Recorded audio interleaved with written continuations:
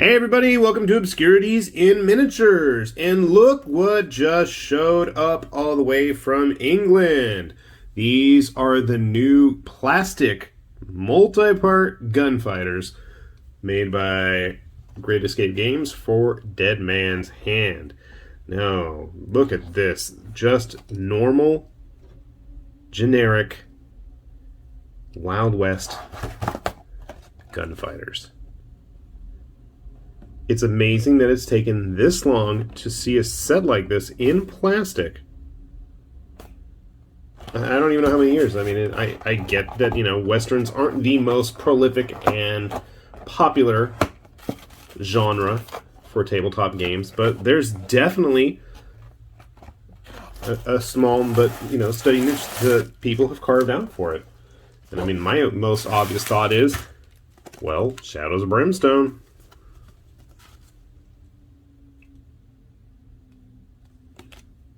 Take a look at their website later. So, I am quite curious to see what this is all about. Now, you get what seems to be 2 sprues and a set of bases, which should look familiar to you if you've built any of Northstar's games, because I have a funny feeling that we're going to see some similarities in terms of the layout of the kit. It definitely looks like I don't know. Doesn't say who produced it, but I'm going to guess Renedra. It looks like their style of sprue. How can I tell? Well, number one, because the bases are made by Renedra, and they always have these little plugs. I'm grabbing other models, and you can see the same setup here, which is nice. Renedra made good plastic. So, like I said, 2 sprues per box. That's one of my big thumbs down, is you only get 2. I'm spoiled, I guess, with the 4 that usually come in the Frostgrave or Oathmark boxes, but that's just me being picky. So this is an all-male sprue. We don't have a female sprue yet. Maybe we will someday. But much like all of those Northstar sprue... Okay. Interesting head. Got a bag on his face there for a mask. You have quite a few options for heads there. Now, there are no unadorned heads. Every head is going to be wearing a hat. Be aware. We don't have a ton. We have one guy whose face is covered with a bandana, which is kind of a nice touch. Would have been nice to have a couple more. But since these are just gunfighters, and it is the very first set, and hopefully one of many more to come, I will let that go. Got a set of hands carrying saddlebags there. Plenty of pistols, obviously. Holstered pistols as well, if you're going to have a quick draw type guy. Or if you want to stick them on all of your Frostgrave mages. All sorts of badges. The badges look a little bit large, but I'm thinking they kind of were large at that time. We do have a couple of other weapons. You have a 2-part shotgun, it looks like. Cactus decorative bit, lasso, dynamite, skull. Here we have some empty holsters, which you can glue against the body. In terms of bodies, everything is multi-part, so we don't have like a single torso. All of the torsos and legs are separate, so you do have a couple of options there. We have one pair of squatting down legs. He's crouching down there. They do have the integrated bases. I know some people appreciate those, some people aren't really big fans. I will let you guys make of that as you will.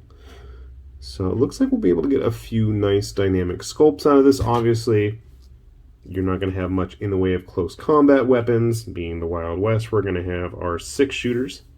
This is, again, a gunfighter kit. So it should be a nice little set. And I'm thinking we might just have to play around and stick some Frostgrave parts here or there or somewhere just to see how compatible they are. And maybe we'll have a spellcasting wizard in a trench coat, who knows.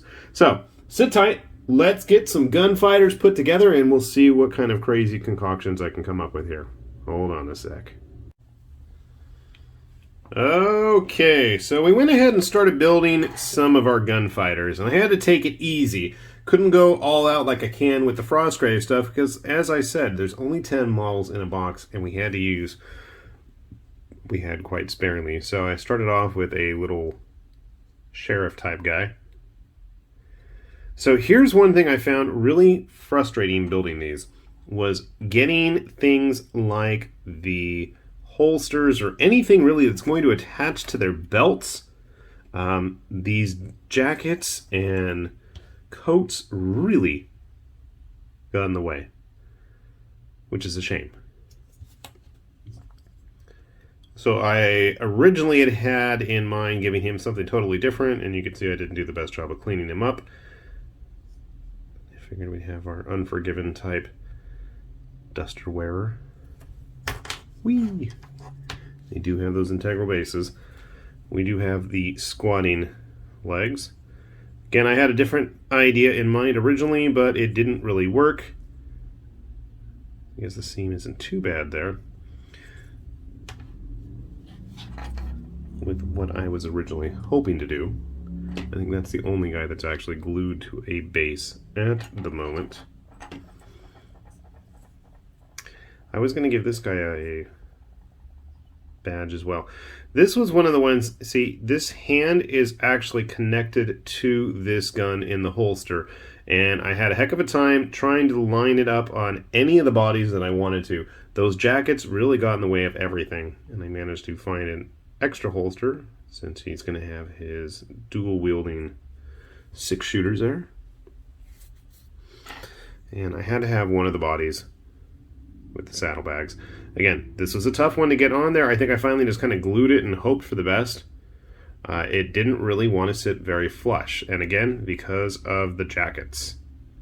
So he's got an extra gun in there, and I couldn't fit a holster underneath that jacket. So something to think about, and it's something that I need to experiment with a little bit further. So that's why I'm going to hold off on building the other bodies for the time being.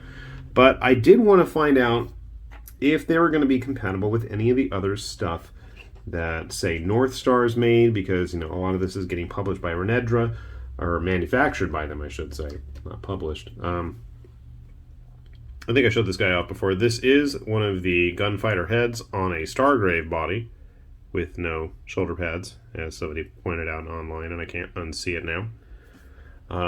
Size-wise, I think they work out quite nicely. Obviously, they don't have those integrated bases, so that is something to keep in mind. Let's see if we can get a little bit closer. There we go. And definitely with a base. If you really wanted to mix and match with Frostgrave and make yourself like a Firefly type crew, that is absolutely doable.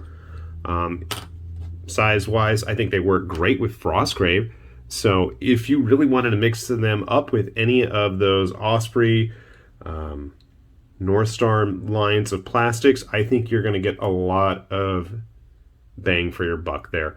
Personally, I just realized I didn't have any of their Demon/Beastman models, so I'm wondering if I can make some very Shadows of Brimstone influenced gunfighters. And speaking of Shadows of Brimstone, I think we'd be doing everybody a big disservice if we didn't take a look at how they stacked up compared to actual Shadows models. So let me grab some here. Now, I tried to grab a nice cross-section of my Brimstone collection. Now, admittedly, I don't have any of the revised models, but I've got plenty of various models from the line at this point painted.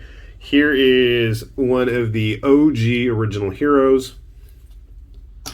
So let's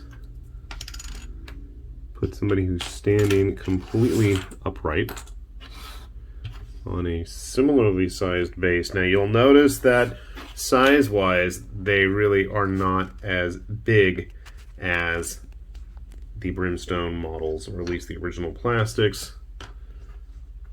So, I think if you wanted to replace the plastics with some of these figures, that might work.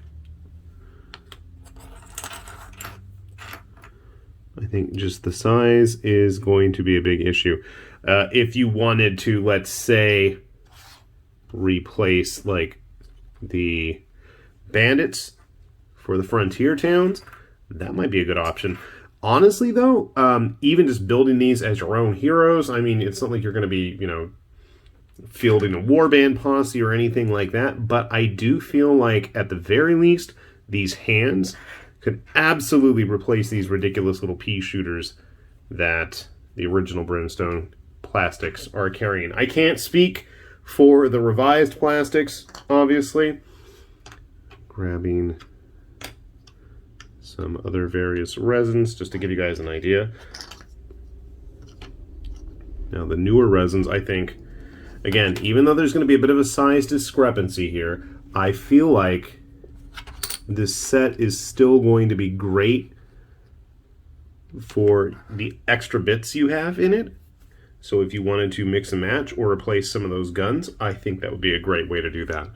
And like I said, also, if you want to have some, interesting mix for Darkstone corrupted characters, I really feel like playing with some of those Frostgrave models, especially that Demon Beastman box set. I think that'd be a really fun way to do that. Now here's what's funny. With a Malifaux model, and Malifaux traditionally is quite large, I feel like this works rather well. He's not looking totally out of place here. Our Forgotten Marshal. I think, again, the Forgotten Marshal is a great model for just about any game anyway, if you're going to be doing Wild West. In fact, you really should be exploring the Explorers Society as well for Malifaux, because I think there's a lot of great looking models there that would fit in with your collection. So overall, I gotta say, I know I'm getting a bit off tangent here, but for a first time set of plastics, I gotta say, just like with the original Frostgrave set, I know I keep comparing them, but they're very similar in terms of their use and design for their respective games. I feel like this is a real solid release. Sure, there's a bit of limited options in terms of weapons, but then again, it's a gunfighter kit. So yeah, they probably should have guns, and I think this set does a pretty good job of representing guns that we would have found in a typical Western shootout. In terms of extra bits, I mean, yeah, we've got plenty of holsters. I saw somebody on Daka had a cool idea of turning like the cactus and cow skull into like an objective marker. I might try doing something similar. But I'm going to hold off on using up all my bits because I really do want to see if we end up getting another release for Dead Man's Hand. Because personally, I think we should have like a Bandito type, outlaw set with everybody with like masked faces and hoods and maybe some more improvised weapons. I don't know. I think it'd be a lot of fun. But I'm sure they're going to have to look at the sales of this first kit to see how that goes. And hopefully in the future we'll see more from this because, like I said, I plan on goofing around and seeing what I can do with those other bits. And maybe we'll end up with a quasi-Firefly crew at some point as well. So if you haven't had a chance, I'm going to put a link down below to the manufacturers for these. And I'm looking at the box. Great Escape Games. That's what it was. I was going to say something else, but I'm glad I didn't. So we'll put a link down below for them. And like I said, I think earlier, this stuff should be in distribution throughout the world at this point. I know I've been seeing it pop up in U.S. retailers online, so that's always a good sign. And hopefully, wherever you are, you're going to be able to get a hold of these as well. With that said, this has been High Lord Tamberlane with Obscurities and Miniatures, saying thanks for watching, and we will see you back here soon. Bye-bye.